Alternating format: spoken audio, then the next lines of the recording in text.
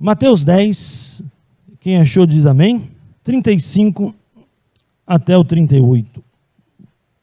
Vamos ler a partir do 34. Não penseis que vim trazer paz à terra, não vim trazer paz, mas espada. Pois vim causar divisão entre o homem e seu pai, entre a filha e a sua mãe, e entre a nora e sua sogra. Esse texto aqui a gente vai ter que entender os mistérios desse texto. Assim os inimigos do homem serão os da sua própria casa. Quem ama seu pai ou sua mãe mais do que a mim, não é digno de mim. E quem ama seu filho ou sua filha mais do que a mim, não é digno de mim. E quem não toma a sua cruz e vem após mim, não é digno de mim. Quem acha a sua vida, perdê-la-á. E quem todavia perder a vida por minha causa, achá-la. Pai, em nome de Jesus, abra a tua palavra, nos desenvolva, nos ajuda a crescer na fé, em nome de Jesus. Amém. Amados, aqui Jesus está falando sobre algo muito poderoso.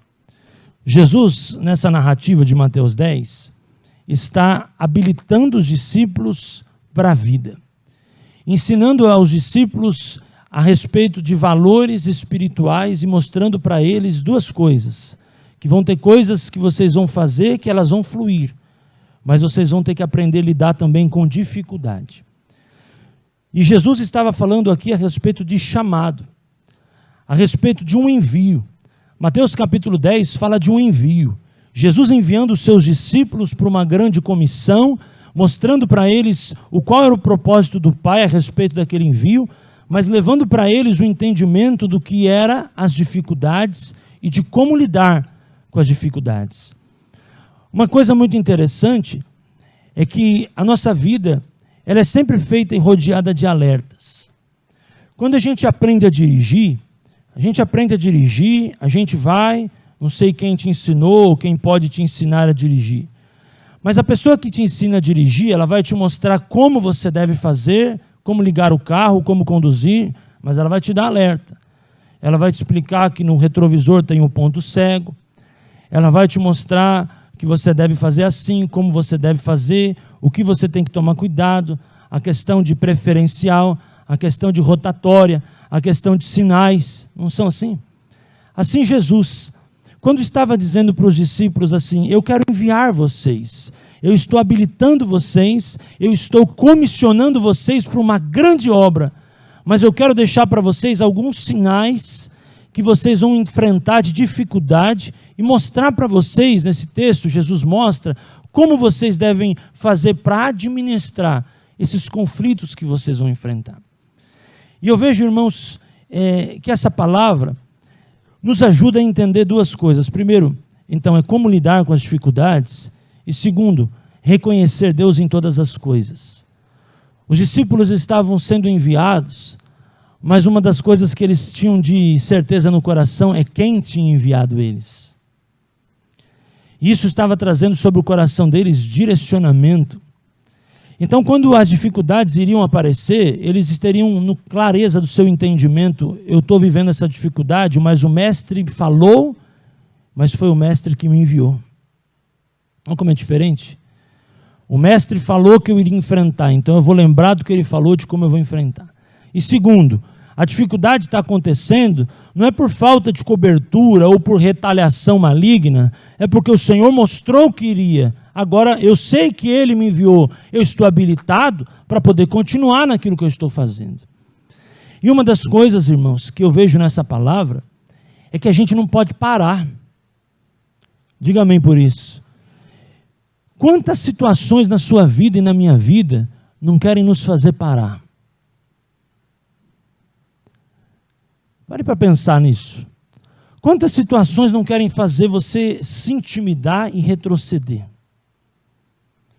Quantas adversidades não querem se apresentar ou têm se apresentado, preste atenção, diante de você, ao ponto de você enfraquecer e colocar em questionamento o motivo de você estar enfrentando aquilo.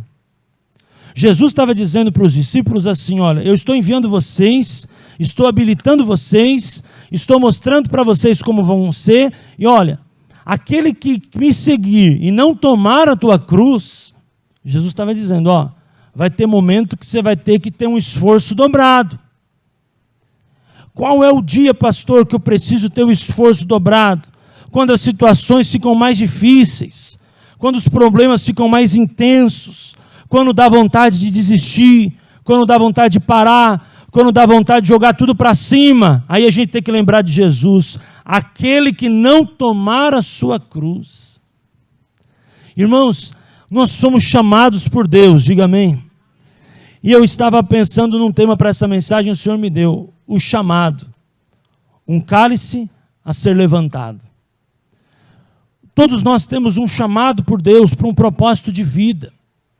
E eu, quando falo de chamado nesta manhã, eu não estou falando de chamado ministerial. Eu não estou falando de chamado relacionado a dons espirituais. Eu estou falando a respeito de sermos salvos, sermos levantados por Deus e comissionados para cumprir o propósito que Deus nos levantou. Você pode dizer amém por isso? E eu vejo nesse texto Jesus dando explicações para os discípulos de como enfrentar dificuldade. Sabe, irmãos, quando você vai fazer uma prova, vai fazer igual o pessoal está fazendo no Enem esse final de semana, né? Foi fazer o final de semana passado, está fazendo esse final de semana. As escolas, elas habilitam esses meninos, essas meninas no ensino médio, a como fazer o Enem e mostram para eles alguns tipos de pegadinha que pode cair na prova. A vida é assim. Jesus fez assim. Jesus mostrou para os discípulos a respeito de como eles teriam que enfrentar as dificuldades sem desconhecer a voz do Mestre no meio da dificuldade. Quando Jesus andou com os discípulos e passou por crise com eles, porque uma das coisas é, andar com Jesus não nos isenta de crise. O que nós precisamos entender é que no meio das crises, Jesus está conosco. Eu vi 2 améns. Agora melhorou. Jesus está conosco no meio da crise. Vamos pensar. Jesus estava com os discípulos no barco quando a tempestade veio. E naquele momento Jesus foi acordado pelos discípulos para repreender o mar.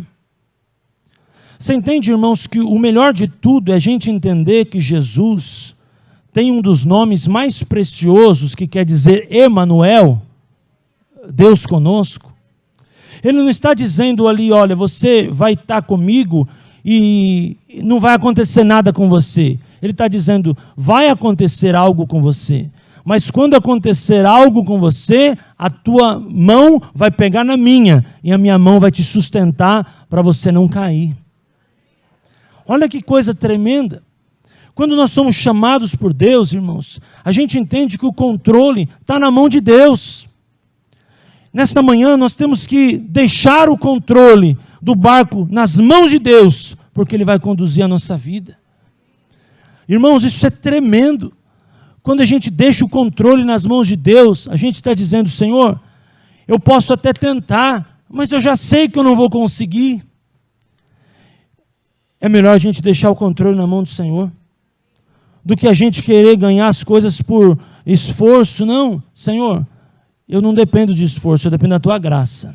Tua graça me basta, porque eu posso me esforçar o que for. Se a Tua graça e a Tua mão não for comigo, não adianta nada. Eu quero reconhecer que eu dependo do Senhor, eu preciso do Senhor, eu fui chamado pelo Senhor, eu fui escolhido pelo Senhor, o Senhor está no controle da minha vida. Lembrando de outros textos que o Senhor me fez lembrar nesses dias, essa semana o Senhor me fez lembrar e mexeu muito comigo em cima de Mateus capítulo 20, a respeito do trabalhadores e a vinha. Não sei quantos já leram esse texto. Jesus está falando muito comigo sobre esse texto. Interessante que o trabalhador, ele foi chamado por vários momentos para trabalhar na vinha. E independente do horário que ele começou, o salário foi o salário de um dia. E aí começaram a se discutir, mas por que aquele que trabalhou meio período ganhou o mesmo que aquele que trabalhou o período inteiro? E aí a conclusão da história é assim, a vinha é do Senhor. Ele faz como Ele quer, no tempo que Ele quer e da forma que Ele quer. Ele não abre mão daquilo que Ele combinou. Ele combinou com aquele que começou a trabalhar de manhã que ia ganhar um salário de um dia. E daquele que ia trabalhar meio período que também iria receber um salário de um dia. O que eu entendo nisso tudo, irmãos? Quando Deus nos chama, a gente tem que reconhecer, Ele nos chamou, a nossa vida é dEle. Nossa vida perde o controle da nossa vida está nas mãos dEle. Toma essa palavra nesta manhã no teu espírito. O controle da tua vida está nas mãos dEle. Os nossos dias estão nas mãos dEle. Por exemplo, você comprou um carro. A partir do momento que você compra um carro, você paga o carro, você vai no cartório, você transfere lá o carro se torna tua propriedade.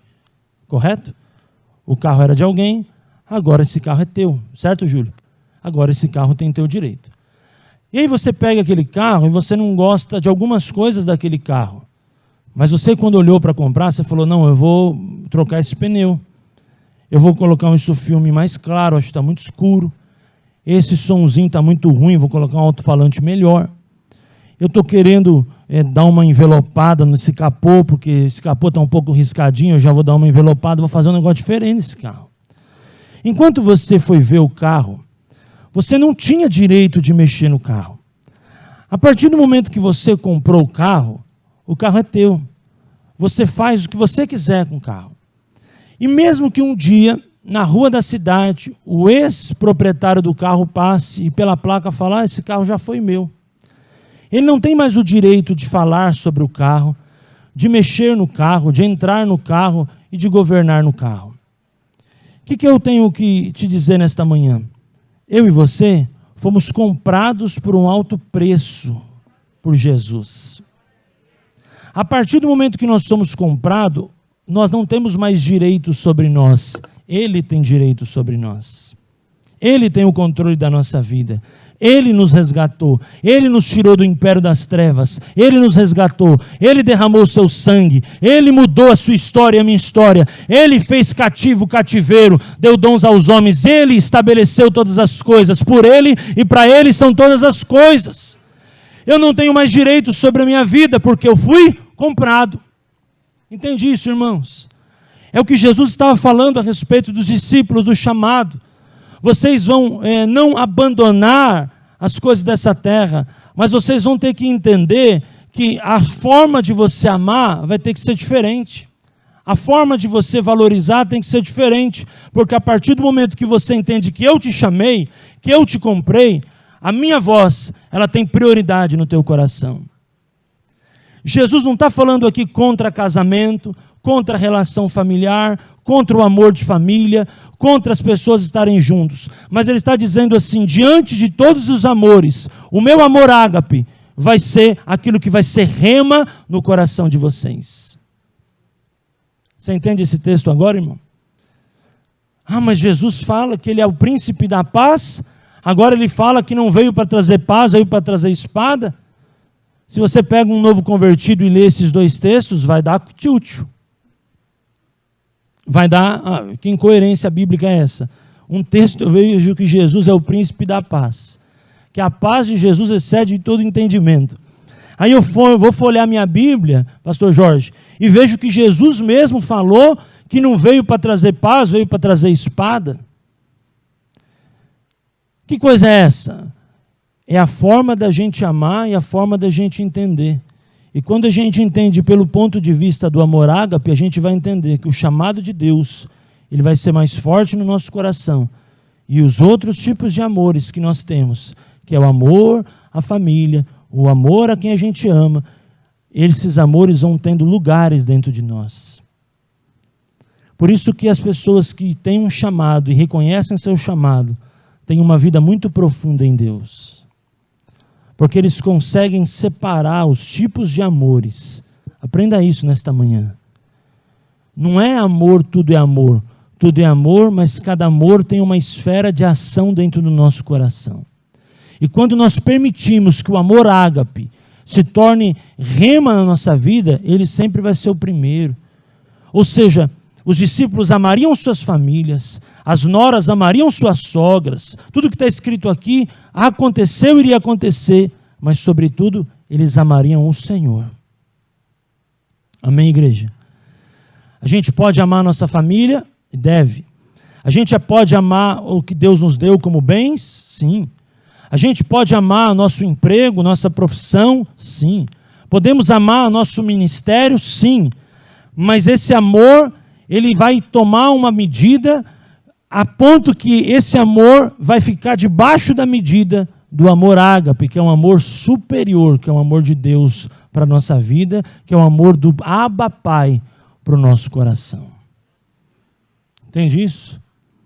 Porque, querido, tudo isso que está debaixo de um amor que não é o ágape, ele pode dissolver, ele pode enfraquecer, ele pode se perder. Nós temos no nosso meio aqui pessoas que já sofreram perdas fortes na sua família. E se esse tipo de amor que você tinha, que você tem por alguém que se perdeu, fosse esse amor ágape, você não estaria aqui hoje. O que sustenta a vida de um cristão, a dependência de um cristão, é entender que o amor ágape é a nossa base de sustentação, porque o amor ágape é rocha, o amor ágape é Jesus. Ele sustenta a nossa vida no meio das dificuldades e nos ajuda a suportar as provações da nossa vida. Amém, irmãos? É difícil você perder? É. É difícil você sofrer? É. Mas se nós temos bem claro que o amor de Deus está acima de todas as coisas, nós entendemos que Ele vai ser sempre a nossa esperança, nossa rocha, Ele vai ser sempre a nossa base de sustentação para todas as outras coisas da nossa vida. Coloque a sua esperança em Jesus. Coloque as suas forças naquilo que você faz. E pense nisso. É diferente colocar sua esperança e colocar suas forças. Porque um dia tuas forças podem se esgotar e aquilo que nós investimos tanta força pode não dar resultado. Mas jamais aquilo que nós colocamos a esperança, que foi em Jesus, vai nos abandonar. Pensa nisso, irmãos. O chamado de Deus não é para agora e nem para curto prazo, é até a eternidade. A história da vinha termina dizendo assim: porque os últimos serão os primeiros, e os primeiros serão os últimos. O que ele está dizendo ali? Não importa que hora você chegou, o importa é que você se apegou a Jesus. Não importa que momento você começou a corrida. Imagina, irmão, uma corrida. Cadê o Lucas? Está aí, o Tiago está aí hoje, não? O pessoal da corrida ali, o pessoal da maratona. Esses meninos aí são muito bons de correr, irmãos. Tem medalha, tem um monte de coisa lá. Tem umas bênçãos que Deus deu para eles. A corrida, numa corrida comum, o camarada ele tem que sair de um lugar, chegar no outro. Por exemplo, uma corrida de rua aí, maratona de São Paulo, e maratona de não sei o quê. A maratona com Jesus, não importa de onde você saiu, importa é onde você vai chegar. Você entende isso, irmão? Não importa se você começou ontem, ou se você começou há 20, 30 anos, o importa é que você está em rumo à rota e ao ponto de chegada. Isso que importa.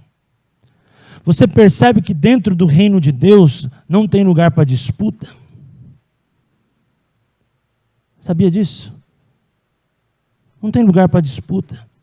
Porque talvez aquele que saiu lá do início correndo, talvez, pastor Arthur, não trace a linha de chegada, mas aquele que está no meio consiga chegar.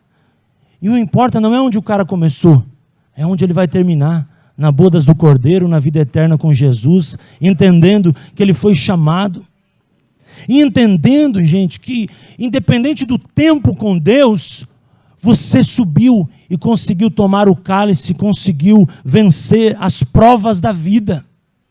Você se manteve firme em Deus, você se manteve firme em aliança com Deus, você não desistiu da promessa, você ficou firme e você vai chegar lá no céu e o Senhor vai dizer para você: entra no gozo do teu Senhor, aleluia!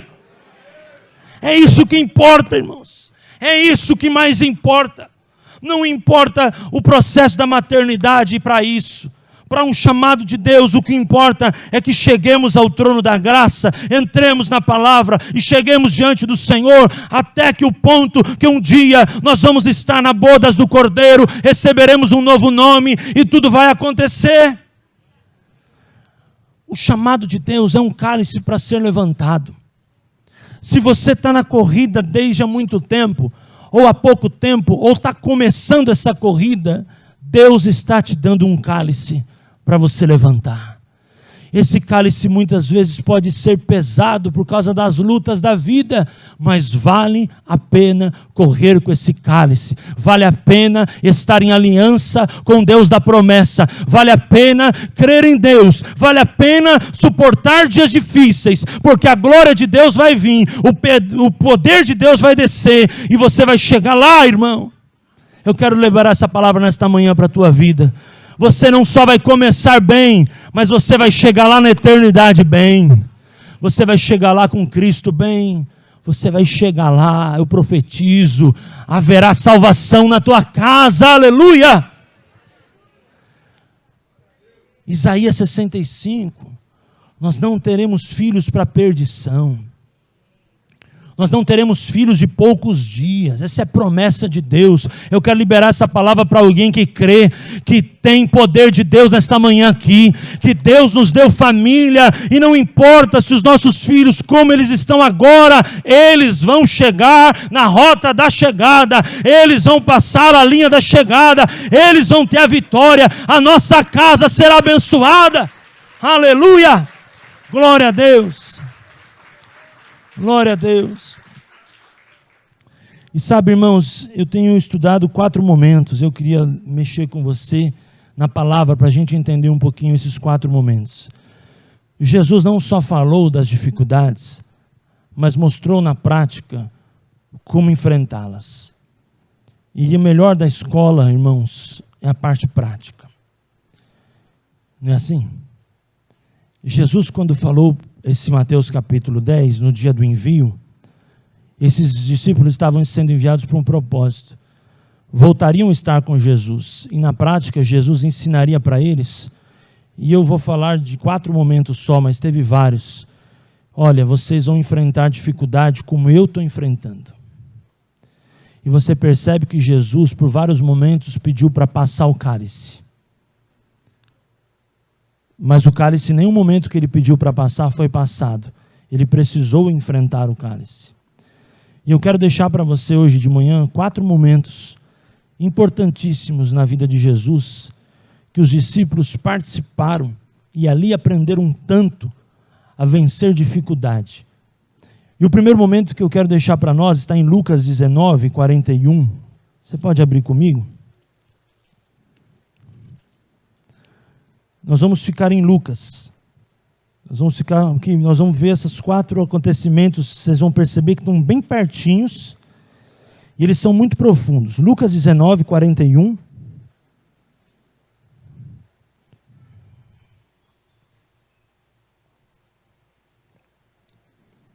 A primeira dor que Jesus suporta é a dor de ver Jerusalém sendo destruída e chorar ao ver Jerusalém.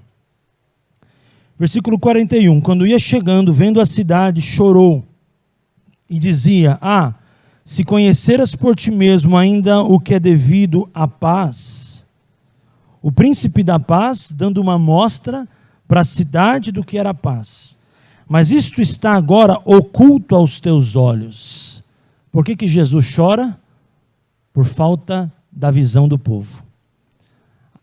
Ele enxergava, as pessoas só estavam vendo. Há uma diferença entre ver e enxergar. Jesus chora ao ver Jerusalém. Poucos momentos na Bíblia a gente vê que Jesus chorou, hein, irmãos? Jesus chora, choro representa uma dor. Os discípulos estavam ali do ladinho deles, entendendo, peraí, o mestre nos manda levantar, os mestres nos animam, o mestre nos impulsiona, o mestre nos comissiona, mas o mestre também chora.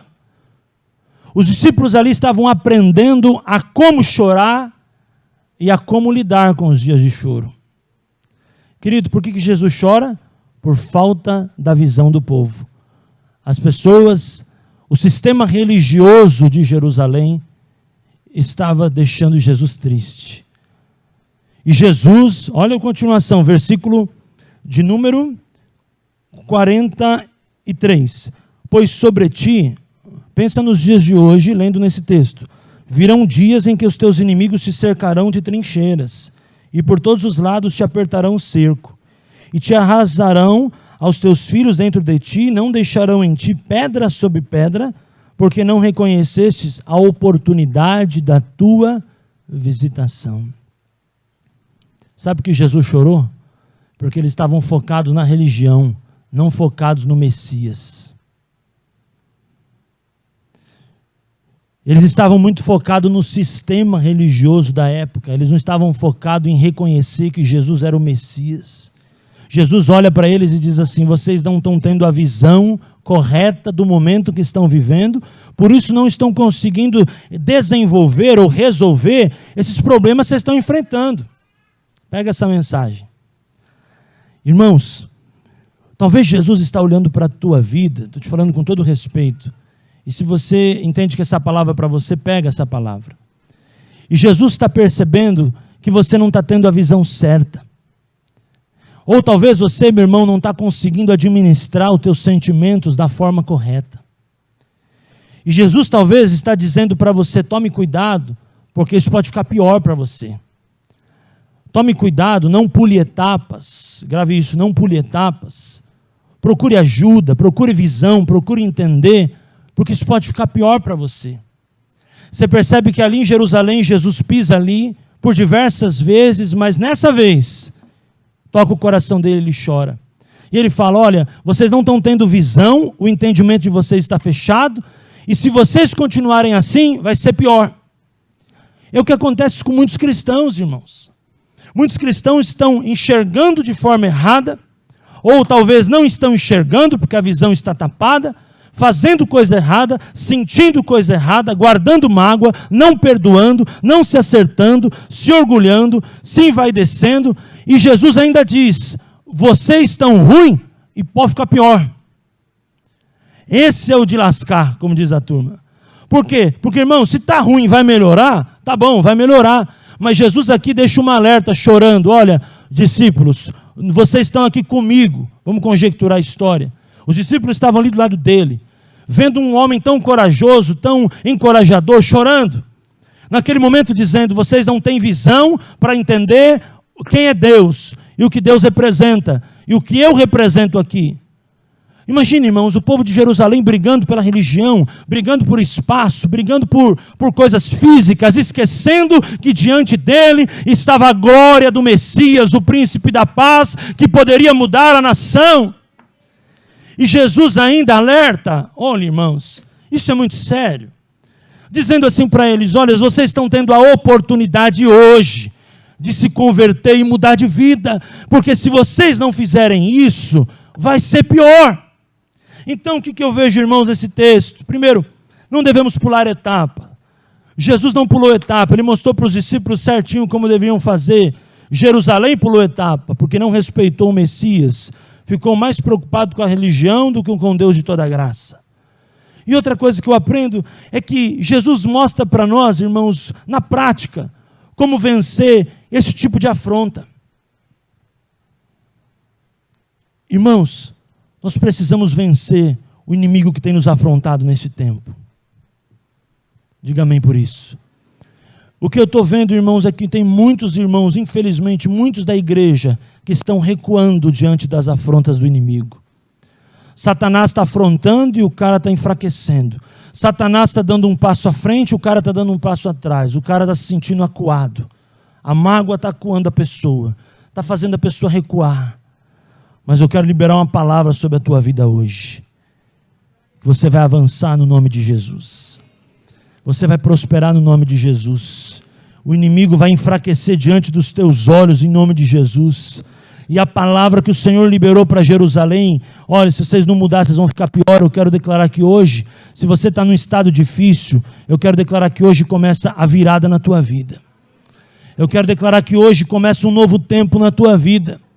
que o tempo da dor, irmão, que você está enfrentando, o tempo da luta que você está enfrentando, o tempo da dificuldade que você está passando, você possa nesse tempo todo já ter aprendido. Porque enquanto a gente não passa na prova de recuperação, a gente não passa de ano. Irmão, você já passou de recuperação, já fez DP várias vezes dessa matéria na vida. Chega, seja aprovado hoje e começa uma nova fase na sua vida para a glória do Senhor. Receba uma unção de maturidade. Aleluia. Aleluia. A maturidade só se chega depois da prova. A prova faz parte do aperfeiçoamento de Deus na nossa vida. Jesus nos mostra na prática que ao cair lágrima dos seus olhos e liberar aquela palavra sobre Jerusalém, Ele está mostrando dias difíceis vão vir. Vai ter momentos que o cálice vai ser pesado, mas o que Jesus nos ensina é que não devemos desistir. Oh, glória a Deus! Não devemos desistir, não devemos desistir, porque a Bíblia diz que a visão é para um tempo determinado. Espera! Ela pode tardar, mas certamente não falhará. Aleluia, glória a Deus! A visão é para um tempo determinado. Irmãos, nós estamos correndo, nós vamos chegar na rota da chegada. Nós vamos ser honrados por Deus lá na glória. Tudo isso aqui vai passar, nós vamos chegar lá na eternidade com o Senhor e nós vamos entrar na nova Jerusalém. Nós vamos ter um novo nome, oh glória, oh aleluia. Vai ser tremendo, irmãos. Vai ser glorioso. Nós estamos no processo, por isso nós precisamos andar no Espírito e entender. Vai ter dia aqui na terra que o cálice vai ser pesado mesmo. Vai ter dia que vai ser difícil manter a aliança. Vai ter dia na nossa vida, irmãos, que vai ser difícil ver Deus no meio de um vucu-vucu lascado que a gente passa. E eu estou falando de coisas que você enfrenta no teu dia a dia, na tua casa, nos teus conflitos, no teu quarto, dentro do teu coração. Tem dia que é difícil. Tem dia que é difícil. Você vencer não é o inimigo, é você vencer você. Eu sei disso.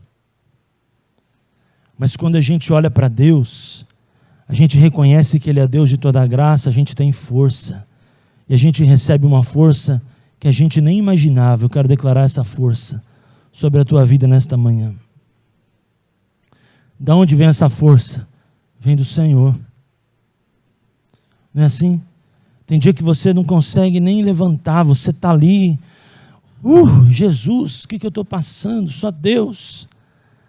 Mas aí vem o poder e se aperfeiçoa na tua fraqueza. É como se tivesse você recebendo uma injeção na veia. É uma transfusão espiritual. O sangue de Jesus entra no teu corpo. Uau! Você recebe um ânimo novo. Você recebe uma unção nova. E eu quero declarar que é assim que nós vamos sair daqui nesta manhã. Um ânimo novo, uma unção nova. O cálice pode estar pesado, mas Deus vai me dar a força necessária no braço para poder erguer ele. Porque o próprio Jesus poderia ter se apegado. Mas o salmista diz que o choro pode durar uma noite. A alegria vem pela manhã. Mas Jesus precisou naquela mesma noite tomar a ceia. E naquela mesma noite, naquela mesa, estava o traidor. E ele estava doendo no coração. Os discípulos querendo saber quem era. Jesus sofrendo a dor sozinho. A pior solidão não é daquela pessoa que está no quarto encostada, fechada. A pior solidão é a coletiva. Jesus sofrendo a dor da traição, com pessoas que estavam do lado dele, vivendo a dor com ele, que Jesus prometeu que ia estar conosco no meio da dificuldade, e ia nos ensinar na dificuldade, assim foi com os discípulos. E quando Jesus explica do fato, o fato é comentado para tentar saber quem é. Não no sentido de tentar estancar a dor do que era. Preste atenção. Quem é o cara? Quem é o cara? Quem que vai trair? Quem que vai trair? Quem que vai trair?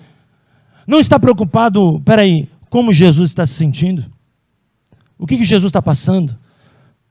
O que a gente pode fazer para ajudar o mestre? O que a gente pode fazer para socorrer o mestre? O mestre está sofrendo, o cálice está pesado para ele. Eu aprendo, irmãos, nessa parte, que Jesus venceu o deserto, mas também venceu no deserto. Porque na realidade, irmãos, o deserto não é só o estado geográfico, a localização geográfica que você está, mas muitas vezes o estado emocional que você se encontra. Isso é muito sério. Jesus, quando vencedor da traição, Ele está mostrando para nós, irmãos, que Ele tinha um Deus que era Pai, que sustentava Ele em todo o tempo. Que mesmo que a dor pudesse estar difícil, havia uma justiça de Deus sobre a vida de Jesus. E ela protegia e habilitava Jesus para coisas sobrenaturais. E eu vejo, antes de entrar no terceiro momento, Jesus, Ele se dispõe a enfrentar o que tem que enfrentar. Sabe o que eu vejo em Jesus? Ele pensando no Pai, mas pensando nos 11.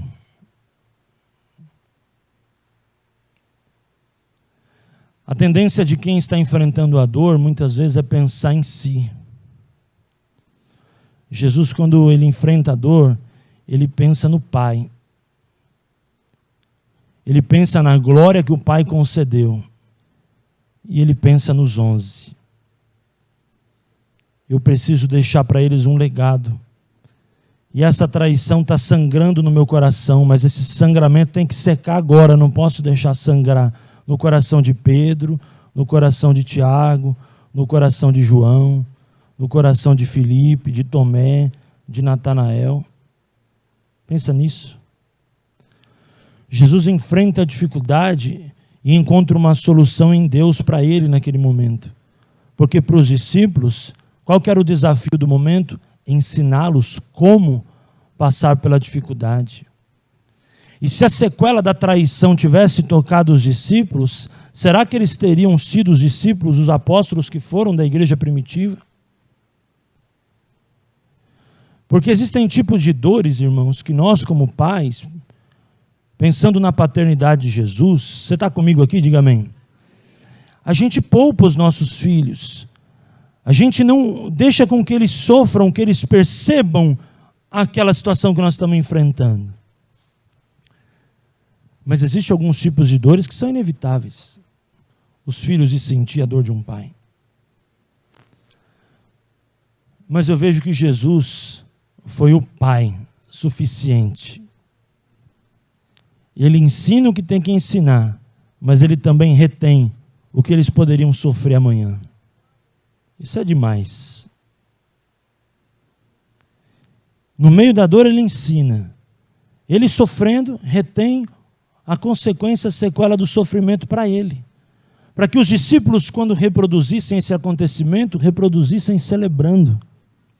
Reproduzissem olhando para frente, não desistindo. E assim como nós que estamos aqui nesta manhã, Jesus nos deixa essa lição, que nas dificuldades não venhamos desistir, mas venhamos perseverar e continuar no que Deus tem para a nossa vida, em nome de Jesus. Pastor, prova disso, o apóstolo Paulo pregando sobre o que aconteceu aqui. 1 Coríntios capítulo 11, versículo 23, o que o apóstolo Paulo fala? Por semelhantemente modo, o Senhor Jesus, na noite que foi traído, tomou o pão. O apóstolo Paulo recebe a informação do que acontece sem a dor da informação. Por quê? Porque nesse ato Jesus segura as sequelas negativas e transmite para os discípulos as revelações. Isso é poderoso. Olha o coração de Jesus, irmãos. Assim nós no meio da dificuldade, irmão, o Senhor vai te ajudar a enfrentá-las com sabedoria, com discernimento e sem desespero, diga amém por isso. Sem desesperar, porque o nosso Deus é Deus e está no controle de tudo. Terceira ocasião, Jesus arde em dor no Getsêmani. Lucas 22, ainda 39, penúltimo momento de reflexão e depois nós vamos orar. Lucas 22, 39 até o 44.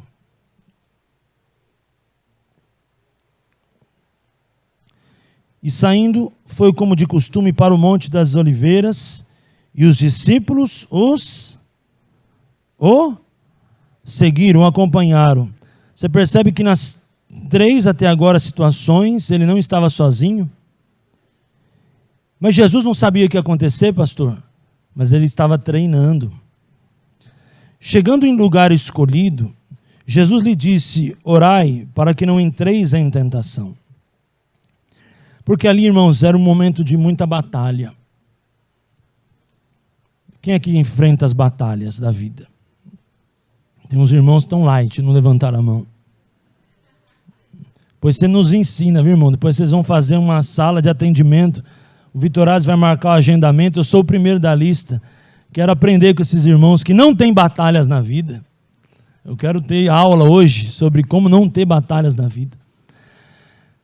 Os discípulos estavam ali, Jesus olha para eles e fala: oreis para que vocês não entrem em tentação. Tem batalha aí. Nós vamos enfrentar uma batalha. Nós precisamos estar debaixo de oração. Nós precisamos estar debaixo de oração. Você percebe que o primeiro momento foi o quê? O choro de Jerusalém. O segundo momento foi a dor da traição. Agora é a dor do Getsêmani. O caminho para o Calvário estava chegando. A intensidade da dor estava aumentando. E os discípulos sempre acompanhando. Jesus mostra para eles assim: vamos orar, hein? Para que vocês não entrem em tentação.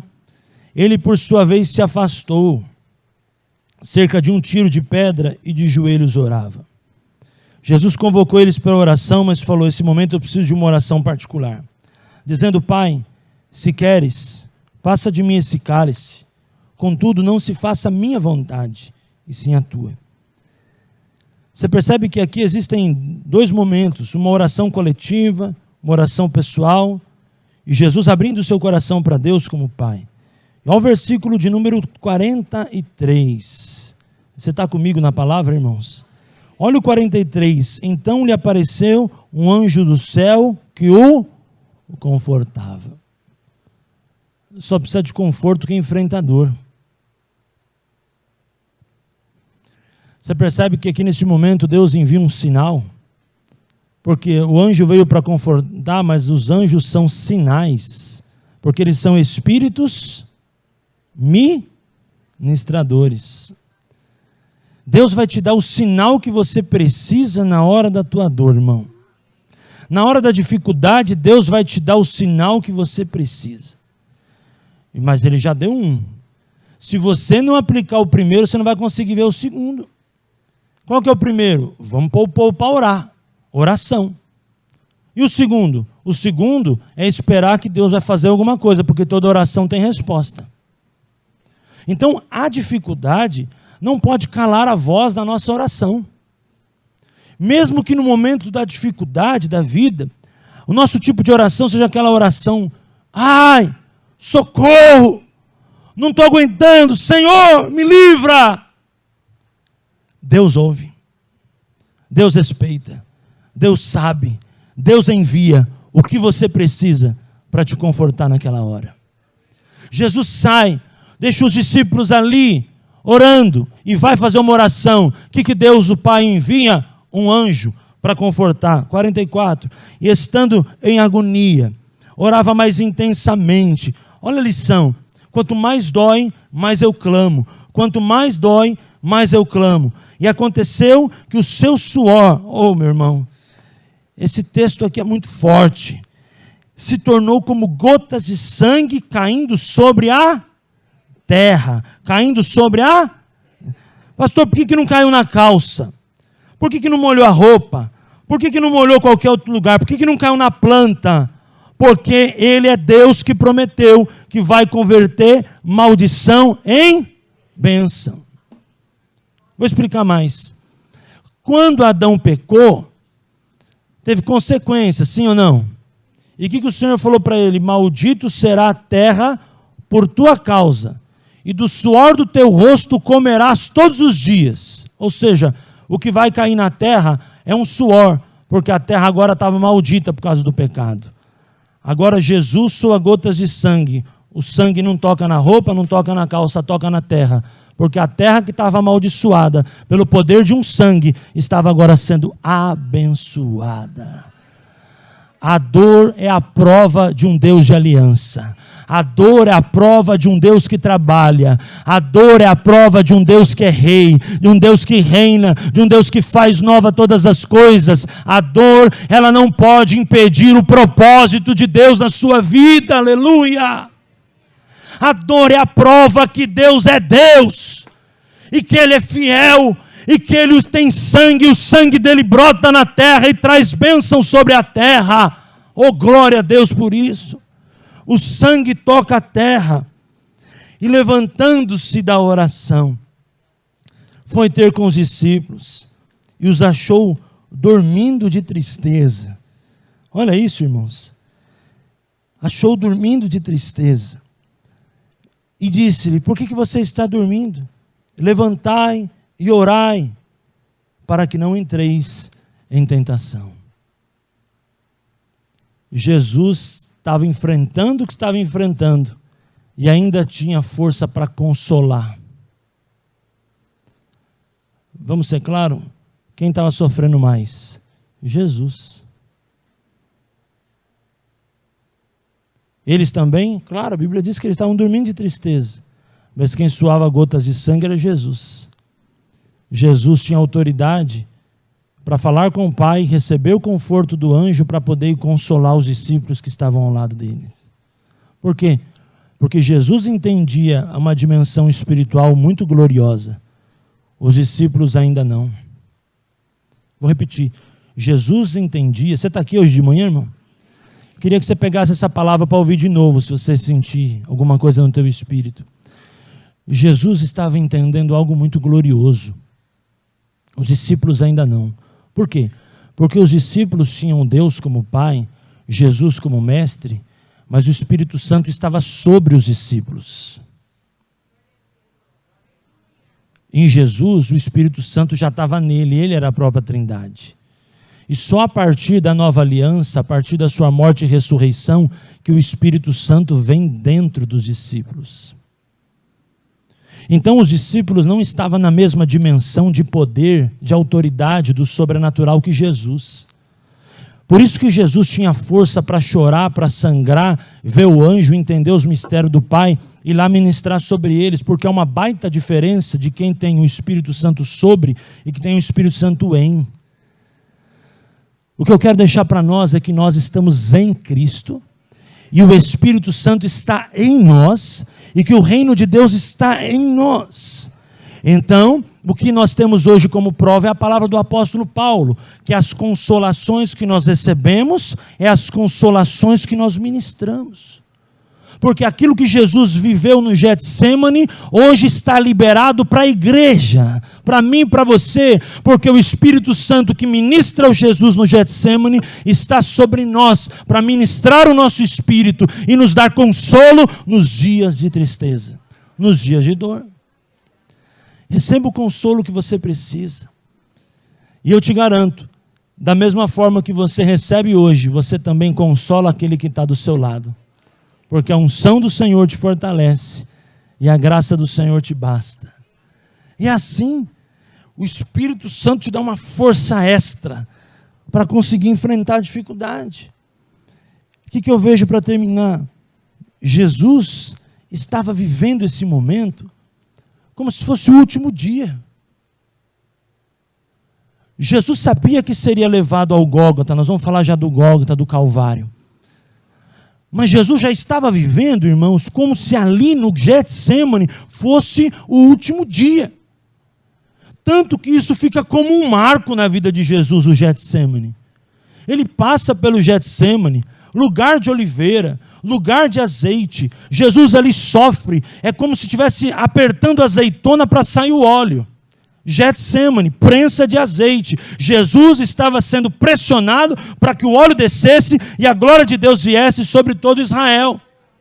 E sabe qual é o mistério do Getsemane? O Getsemane, sabe onde fica? Em Jerusalém, o mesmo lugar onde ele tinha chorado. Por quê? Porque no lugar onde você chora, pode ser o lugar onde o óleo vai escorrer e a glória de Deus vai descer. É a mesma localidade, irmão. Se você está no Getsemane, quem já foi lá sabe o que eu estou falando. Você olha para cima, você vê o Monte das Oliveiras. O mesmo lugar onde existia dor, onde Jesus chorou. Na beira do monte, Jesus vai ali e libera óleo, porque a azeitona estava amagada. Jesus era a própria oliveira, estava sendo esmagada para que o óleo caísse e mudasse a história de Jerusalém. Tanto que o evangelho era para quem? Era para os judeus. Hoje nós somos gentios.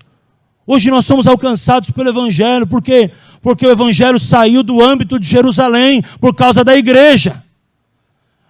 Jesus mesmo falou, não é só para esse povo. Eu quero que o evangelho possa ser aqui e vocês vão ser minhas testemunhas. Você quem? Discípulos que estavam com ele na dificuldade, aprendendo, que nós estamos falando hoje. Jerusalém, Judeia, Samaria e os confins da terra. Jesus estava dizendo assim, por causa que o meu óleo é escorrido aqui, a palavra vai escorrer sobre toda a terra. A palavra vai escorrer sobre a sua família. Você que está em casa, a palavra é o óleo que escorre sobre a tua cabeça. A palavra é o óleo que sobe sobre a tua cabeça.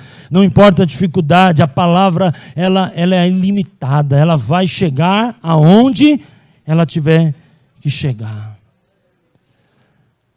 O apóstolo Paulo reproduziu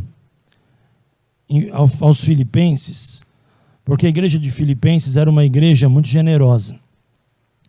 Era uma igreja muito generosa, uma igreja muito assistida pelo apóstolo Paulo. O apóstolo Paulo narra esse fato do Getsemane, lá em Filipenses capítulo 2, quando ele diz assim para aquele povo, olha, o Senhor obedeceu até a morte, e morte de cruz. Por que no mesmo texto ele fala de dois tipos de obediência? Porque ele estava ensinando para aquele povo que o Getsemane foi uma morte para Jesus.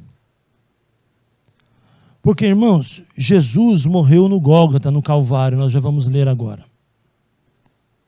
Mas o processo da morte de Jesus começa no Getsemane. Porque ali, no Getsemane, Jesus ainda tinha vontade.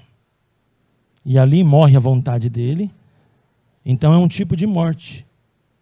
Por isso que todo cristão que entende que é comprado pelo sangue do Cordeiro, precisa passar pelo Getsemane, precisa morrer da sua vontade. Nós não precisamos morrer no Gólgota, porque a Bíblia diz, maldito todo aquele que for pendurado no madeiro. Mas a Bíblia em nenhum momento diz que nós não devemos morrer no Getsemane. Todos nós, cristãos, precisamos passar pelo vale do Getsemane. Andar com Jesus, o chamado de Deus, erguer o cálice, é o vale do Getsemane. É o negar a si mesmo para que Cristo seja exaltado e a vontade de Cristo prevaleça na nossa vida. Passe nesta manhã pelo vale do Getsemane. Anule a sua vontade. Obedeça até o propósito de Deus, porque aqui Jesus obedece ao ponto, como se fosse o último dia. Não foi o último. A história vai discorrer que havia alguns dias ainda para a morte do Calvário, para a sexta-feira do Calvário. Mas uma coisa eu vejo, foi o último que Jesus caminhou nesta terra com a vontade dele aflorada no seu coração. A partir do momento que ele vai para o Getsemane, totalmente ali a vontade do Pai é estabelecida. Tanto que por 3 vezes Jesus ora, Pai, se possível, passa de mim esse cálice. O que ele estava falando? Ele estava orando para Deus, estava orando para o Filho, estava orando para o Espírito Santo, por 3 vezes. Mas que todavia seja feita a tua vontade, não a minha. Ele estava dizendo aqui, eu estou aqui como homem, mas eu sei que eu represento a Trindade, e essa é a vontade que eu quero, que a Trindade possa prevalecer. Isso é poderoso, irmãos, para a nossa vida nos dias de hoje. Nós que estamos correndo e vamos passar a linha de chegada, precisamos ter isso como motivação. Jesus correu e fez como se fosse o último dia, e assim eu farei, para exaltar e glorificar o seu nome. Amém? E o último momento, Lucas capítulo 23, Jesus vence o Calvário. Quem está aí, diga amém.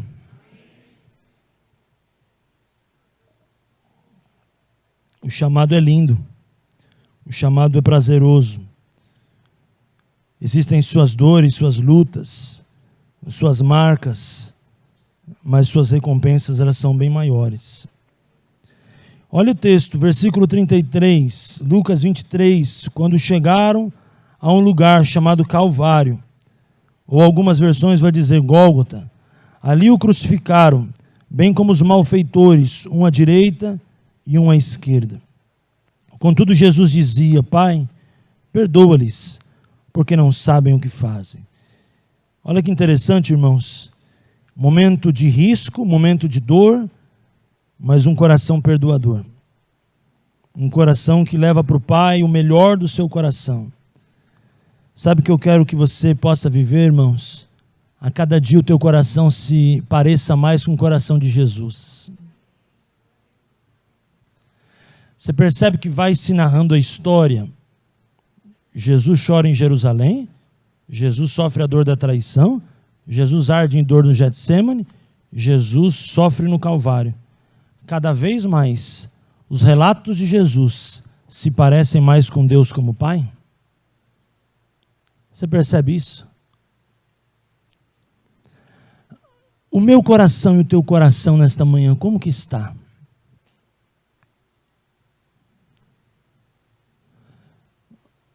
Eu não estou aqui para te julgar, estou aqui para apenas ministrar a palavra, irmãos. Entenda assim.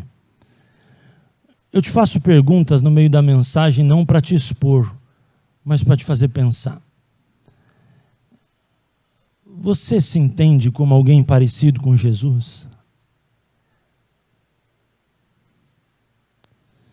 Se Jesus estivesse em você, ele faria a mesma coisa? Você percebe que entre o Getsêmani e o Calvário existiu um caminho. Existiu a casa de Caifás, um sofrimento, uma dor, uma noite terrivelmente sendo exposta, julgamentos, apontamentos, críticas, ofensas. Mas Jesus chega no Gólgota liberando não uma palavra, mas a palavra, perdão. Você percebe que o coração dele estava totalmente no Pai? Não estava mais aqui? Porque em nenhum momento ele relata o que ele sofreu na casa de Caifás, o que ele sofreu no Getsêmani, o que ele sofre com Judas, o que ele sofre em Jerusalém, mas ele chega no final de um processo de vida terrena dizendo: Pai, perdoa, eles não sabem o que fazem. A igreja precisa conhecer mais a Cristo. Nós precisamos nos assemelhar mais a Cristo. Nós somos chamados por um Cristo vivo, ressurreto dentre os mortos, um Cristo poderoso. E muitas vezes o nosso coração está mais parecido com uma farmácia, cheio de enfermidade, de manipulação, de drogas, do que com o céu, um coração puro. Que mesmo depois de tantas marcas, em pouco tempo, ele chega diante do Pai e diz: Pai, perdoa, eles não sabem o que fazem. Eu vejo os discípulos acompanhando tudo isso, irmãos. Eu vejo os discípulos que a igreja, eu e você, perto de todo o processo de dor, mas a ideia é saber administrar e entender que temos um mestre que nos conduz à eternidade, que temos um Cristo que nos leva à vida eterna, e é nele que nós temos que nos apegar, é em Cristo Jesus, é por Cristo Jesus, a Ele seja toda a honra e toda a glória, pelos séculos dos séculos, amém. Eu vejo que o final da vida de Cristo me emociona, eu celebro, porque me chama a atenção a dor do Getsêmani e a entrega no Gólgota. Gólgota fala de caveira. Era um monte onde se costumava colocar aqueles que eram sentenciados para ser crucificado. E aquele monte caveira, quem já foi lá também já viu, ele tem uma escultura ali de uma face de alguém. Por isso que chama Gólgota, por isso chama Calvário. Ali era crucificado os bandidos, as piores pessoas da sociedade. Jesus chegando naquele lugar, o coração dele libera uma palavra. E eu digo a palavra: Pai, perdoa. Eles não sabem o que fazem. Isso é poderoso, irmãos. Você recebe isso nesta manhã? O nosso coração tem que igualar o de Jesus. Nós não vamos ter o coração dele nunca, mas nós temos que a cada dia correr, nos assemelhando a ele. Nós estamos numa corrida. E não importa como começamos, é como vamos chegar. E você percebe que na chegada de Jesus, no final do processo da vida dele terrena, ele cumpre um propósito. E eu não sei se você cumpriu o propósito, mas o que eu quero deixar nesse coração, no teu coração, e quem está em casa nesse dia, é que ainda dá tempo de entrar no propósito, de cumprir o propósito. Eu não sei se o teu coração está nessa pegada, nessa unção, nessa dimensão, mas ele pode hoje de manhã se tornar, porque o Espírito Santo está em você e pode mudar tudo dentro de você. Talvez você possa estar dizendo: eu não perdoo, eu não amo, eu não me reconcilio, eu não vou tomar esse cálice, eu não vou fazer isso. Mas o Espírito Santo está aqui te dando a oportunidade de dizer: eu de mim não perdoo, mas o Senhor me dá graça para perdoar. Eu de mim não tenho nada para oferecer, não tenho nada para reconciliar, não tenho nada para reajustar, mas do céu vem um anjo para te confortar. E a graça que eu recebo é a graça que eu dou.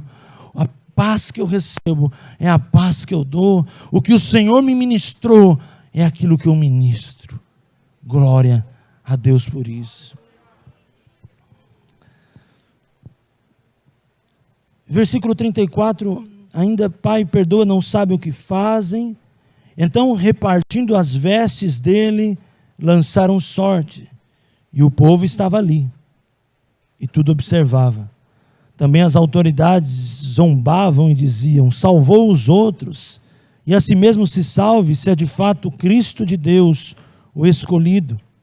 Igualmente os soldados os escarneciam, e aproximando trouxeram-lhe vinagre, dizendo: se tu és o rei do judeu, salva a ti mesmo. Também sobre ele estava epígrafe em letras gregas, romanas, hebraicas: este é o rei dos judeus. Um dos malfeitores, olha que interessante, estava ali, dizendo: não és tu o Cristo? Salva-te a ti mesmo e a nós também. Respondendo-lhe, porém, o outro repreendeu, dizendo: nem ao menos temes a Deus, estando sob igual sentença?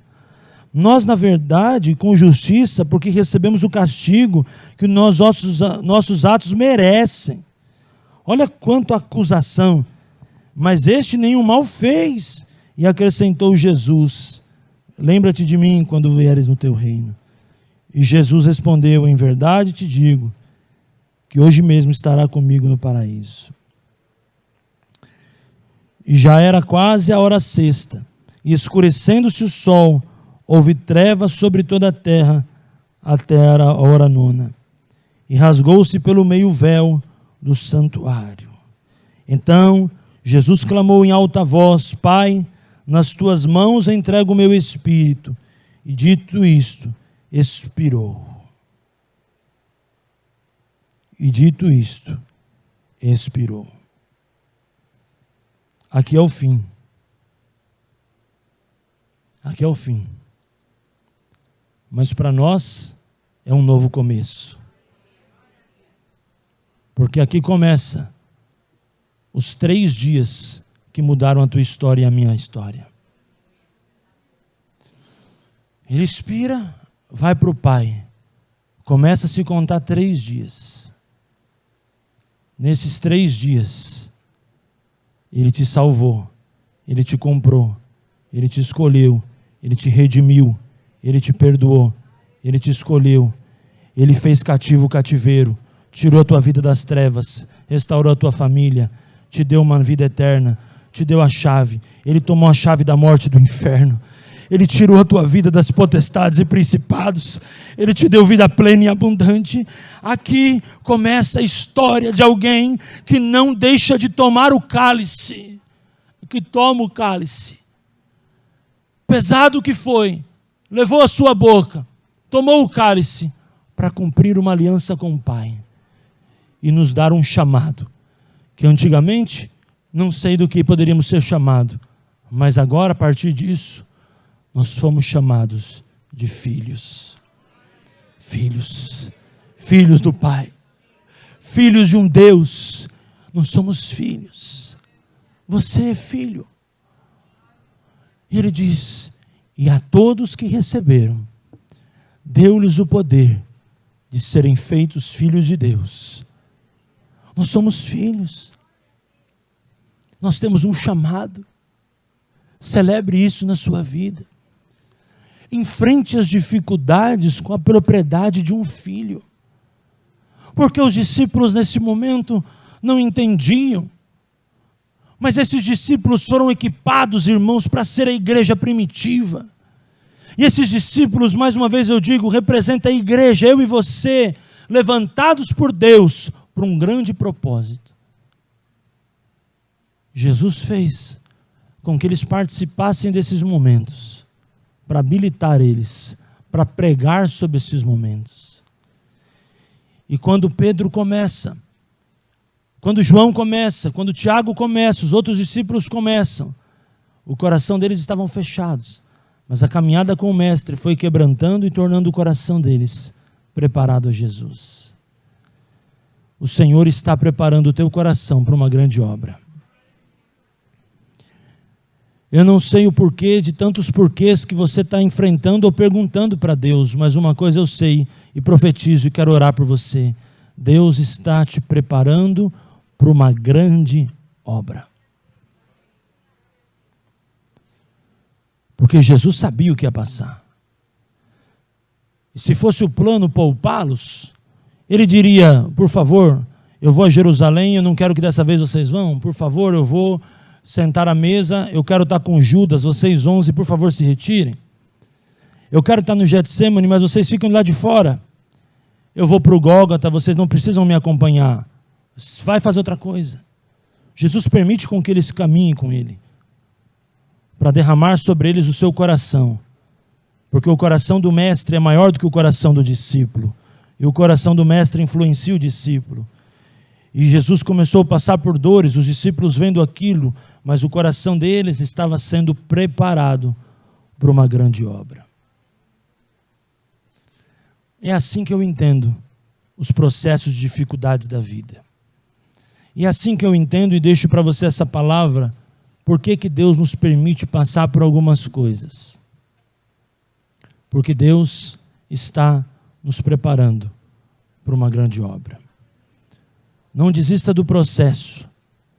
Não desista do processo. Todo processo nos leva a um propósito.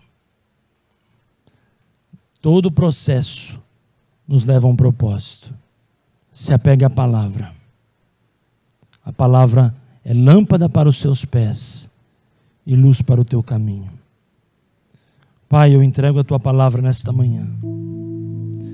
Quero te dar graças, porque nós somos eleitos, porque nós somos escolhidos, porque nós somos comprados pelo alto e precioso sangue na cruz do Calvário.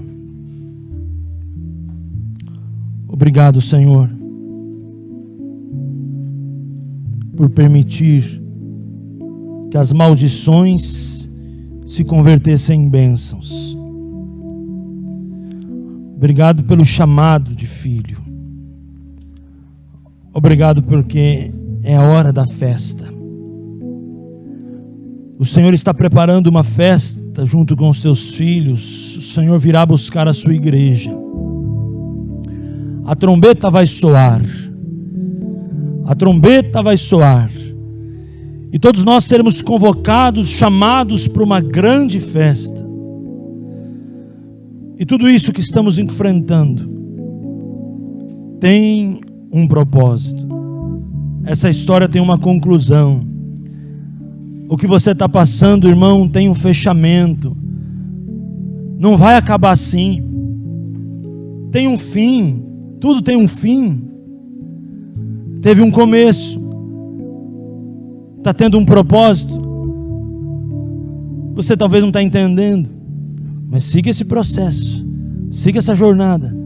Ouça a palavra de hoje, deixe isso entrar no teu coração. O Senhor vai te levar para passar o ponto de chegada, e você vai entrar no lar celestial, e você será salvo em Cristo Jesus. Obrigado, Senhor, por ser o nosso Emanuel, Deus conosco, por podermos ter uma nova vida, uma nova fé, uma vida no Espírito, uma vida no Espírito. Eu te entrego, Senhor, este momento em tuas mãos. Eu oro pelos meus irmãos, por cada coração, Pai, que precisa do Senhor, que precisa de ajuda, que precisa de força, precisa de ânimo, precisa de cura, precisa de paz, precisa discernir, precisa escolher, mas não está conseguindo fazer a melhor escolha. Meu Pai, sustenta o teu filho e a tua filha, Pai. Sustenta, Senhor Jesus, com a tua mão de poder, teu filho e a tua filha, Pai. Em nome de Jesus. Molda a nossa mente com a tua mente, Senhor.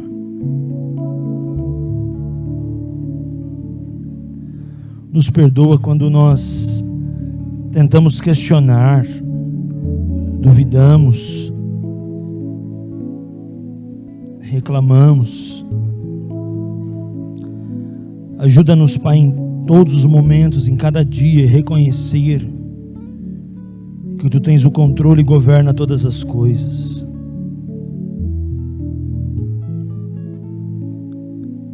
Oh Deus,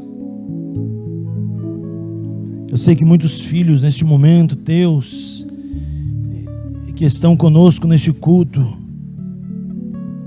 podem estar dentro de si em conflitos, em guerras, em lutas, em incertezas, em confusões, em atritos dentro de si, opiniões divididas, uma guerra interior. Mas, meu Deus, eu clamo neste momento, porque Tu és a paz que excede todo o entendimento.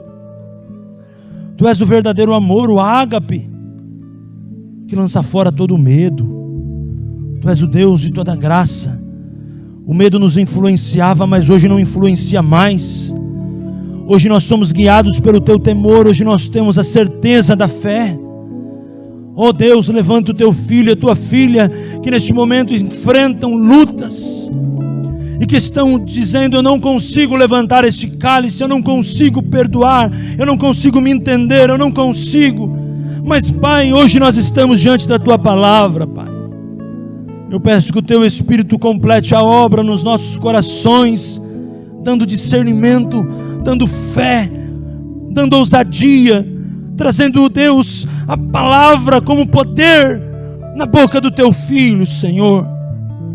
Palavra que tem poder, e é esta palavra que nós cremos, é ela que nós pregamos, é ela que nós reproduzimos, é a palavra que nos transformou. Espírito Santo, vai entrando com a Tua espada, Senhor, quebrando todo o mal na vida do Teu filho, quebrando todo o mal na vida da Tua filha, quebrando todo o jugo, quebrando toda a incredulidade, Senhor. E gera hoje ainda, Senhor, porque foi naquela mesma noite que doeu, que o Senhor tomou o cálice. Nesta manhã aqui, Senhor, o Senhor é poderoso para mudar a história. O Senhor é poderoso pelo Teu Espírito de nos ajudar a ir até o fim. Eu quero declarar que você não vai parar no meio, irmão. Você não vai desistir, porque aquele que começou a boa obra em sua vida é fiel para aperfeiçoar até o dia de Cristo. Você não vai retroceder na fé, você não vai enfraquecer na palavra. Pelo contrário, seja um tempo de ascensão na sua fé, de crescimento, de ousadia, de perseverança. Talvez você possa estar cansado da corrida, a maratona está puxada, os desafios têm sido grandes, mas eu quero deixar para você essa palavra: persevera, porque a recompensa vale a pena.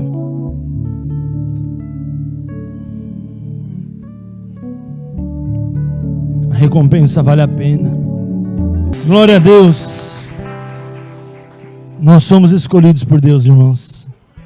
Levante as suas mãos. Pai, nós te louvamos por cada propósito, por cada semente colocada em teu altar. Obrigado, Deus, porque há uma palavra sobre essa semente. Que ela prospere, que ela dê fruto, todo o poder das trevas seja destruído em nome de Jesus, que ela cumpra o propósito pelo qual está sendo enviado através da mão dos teus filhos, para a glória, honra do teu nome. Te agradecemos em nome de Jesus. Amém. Quero declarar uma palavra sobre os teus filhos. Não edificarão para que outros habitem, não plantarão para que outros comam, porque a longevidade do meu povo será como a da árvore, e os meus eleitos desfrutarão de todas as obras das suas próprias mãos. Não trabalharão debalde, nem terão filhos para calamidade, porque serão a posteridade bendita do Senhor, e os seus filhos estarão com eles. A bênção sobre os teus filhos. E será que antes que clamem, eu responderei, estando eles ainda falando, eu os ouvirei. A bênção sobre a tua casa, sobre os teus filhos, sobre os seus netos. Abençoa você que celebrou este culto conosco. Você seja abençoado.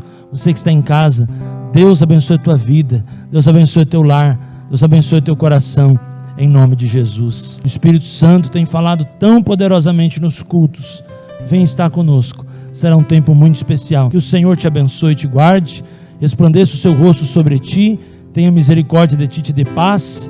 Que a gloriosa paz, que excede todo entendimento, guarde a sua mente e o teu coração. Abençoa a tua vida e teu lar, em nome do Pai, do Filho e do Espírito Santo. Quem crê diz amém.